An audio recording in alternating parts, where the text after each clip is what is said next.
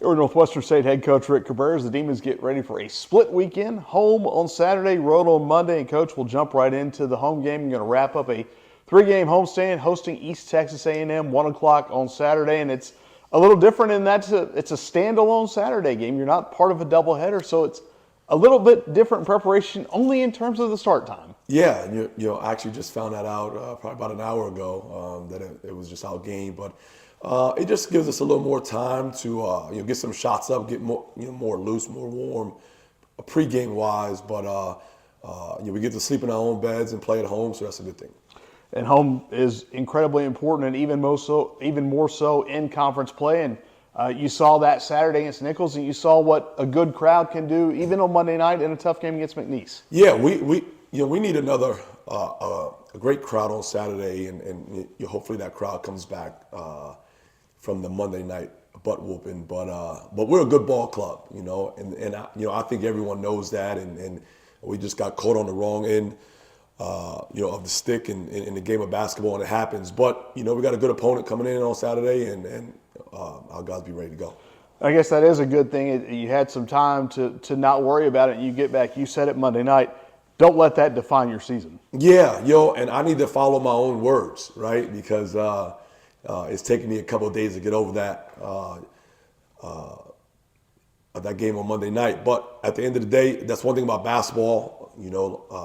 We have a couple games a week, so we got to focus on the next game, and that's what we're doing. And the next one is an East Texas A&M team that's going to come in from the cold, a little bit hungry for a win. They're off to a tough start in conference, but that doesn't mean they're any less dangerous than the other 11 teams in the conference. No, absolutely, man. One thing about conference basketball, I've been doing this a long time, is anybody can beat anybody. It's just how it's always been. The scouting is a lot different. It's more intense. It means more. And East Texas is hungry. Like they've been in a lot of games. So we will not take them lightly. They're very well coached. They defend. They shoot the ball well. So we're getting ready for them. For you, typically you don't really get to the semester break and feel like you've added a person. Last year's NCAA ruling notwithstanding, typically you know what you got from about November on. You got a little bit of a boost when Justin Redmond got healthy after his illness to start the year. That's just added to, typically you want to shrink your rotation sometimes during conference, but he's maybe finding a way into that rotation. Yeah, I mean, Justin is, one of the better guards on the team from an offensive perspective. He's a little bit behind defensively, but he's serviceable, to where he doesn't, get exposed. But offensively, he has an extreme gift, of shooting the ball and being a threat on the court.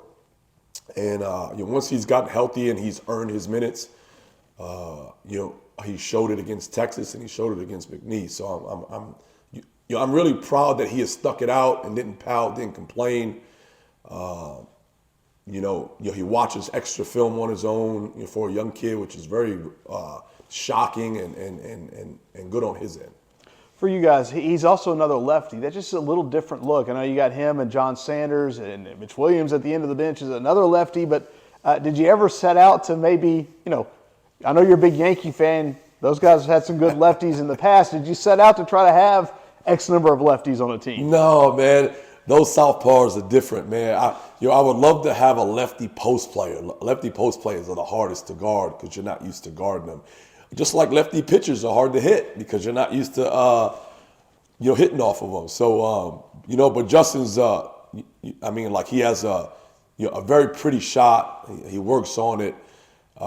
It's just something about his craftiness, man. The sky's the limit for his game. Crafty lefties on the mound, crafty lefties on running the point, maybe, for you. Absolutely. Well, it won't be anything crafty. It'll just be a nice long bus ride after Saturday's game. You're going to get down to Texas A&M Corpus Christi, and you were on the road so much in the non-conference. It's probably really nothing. It's just getting back used to being on the bus. No, I'll be honest with you. There's nothing about being on the road that is a problem for us. The only difference is that it's a conference, so it means a little more.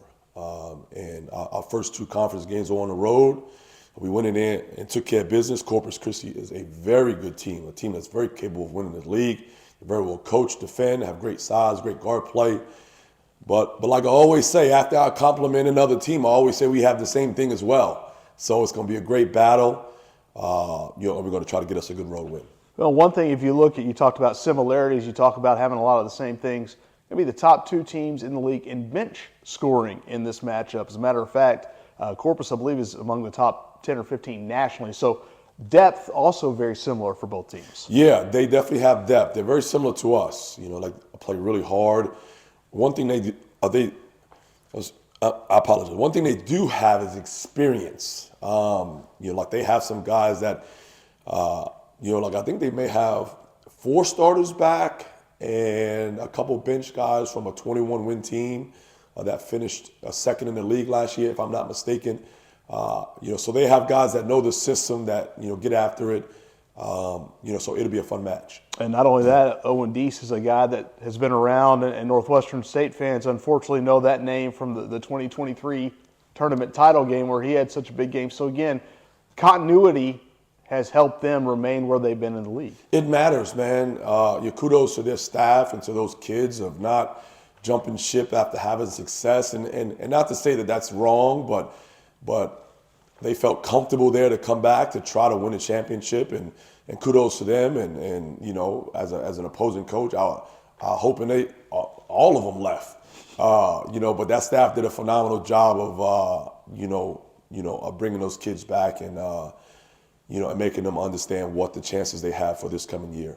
All right, long road trip. What does Coach Cabrera do on the bus? Are you a music guy? Are you a podcast guy? What's going on when you're on those? When you're not maybe trying to catch a little shut eye? Listen, I mix it up. I'm a podcast guy. I'm a music guy.